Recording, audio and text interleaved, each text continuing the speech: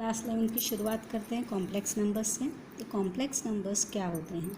Real numbers आप पहले पढ़ चुके हो। रियल नंबर्स क्या होते हैं? Whole number, natural number, integer, rational, irrational, ये सारे ही नंबर्स रियल नंबर्स होते हैं। यानी ऐसे कोई भी नंबर जिसको आप नंबर लाइन पे रिप्रेजेंट कर सकते हो उन सबको रियल नंबर्स बोलते हैं। फॉर एग्ज़ाम्पल √3, 5/7, -3/2, ये सारे ही रियल नंबर्स कहलाते हैं। अब कुछ नंबर्स ऐसे होते हैं जिनको आप नंबर लाइन पर रिप्रेजेंट नहीं कर सकते हो। तो ऐसे जो नंबर्स नंबर लाइन पर रिप्रेजेंट नहीं होते हैं उन नंबर्स को कहा जाता है इमेजिनरी नंबर्स।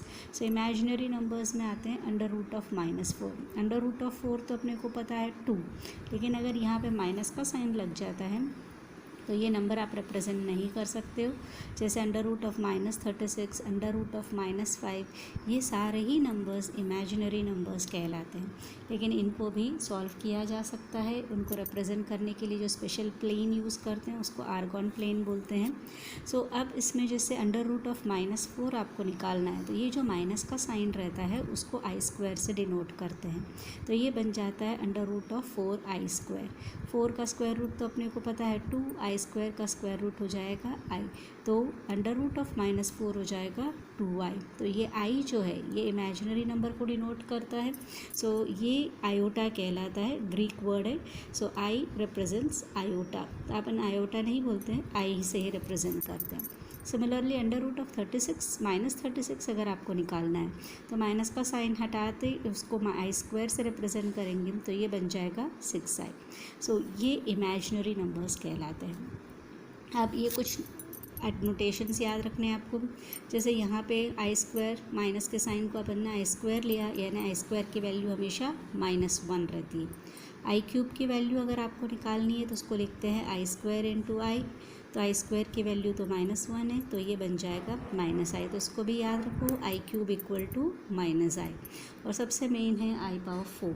I⁴ होता है I² × I² यानी -1 × 1 यानी 1। सबसे मेन रिप्रेजेंटेशन अपना होता है I⁴ = 1।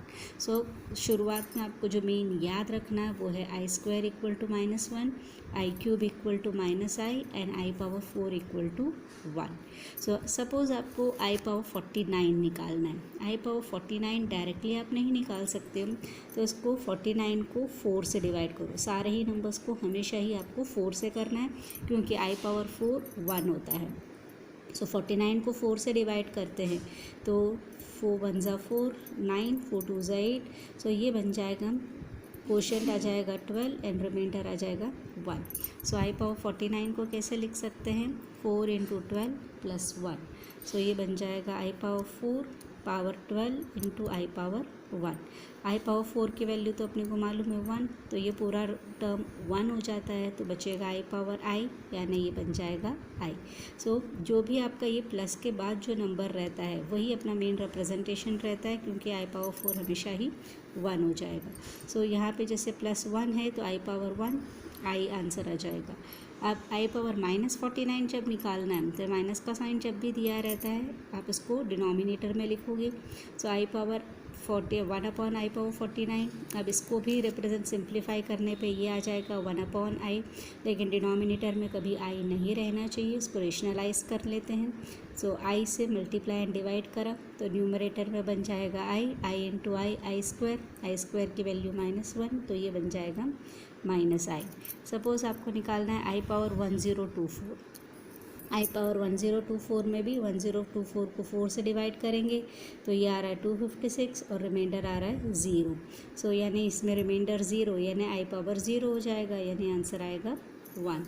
अब ये जो रिप्रेजेंटेशंस हैं ये आप अलजेब्रा में भी यूज़ कर सकते हो। जैसे 1 + I² अगर आपको निकालना है तो ये हो जाएगा 1 + I² का होल स्क्वायर।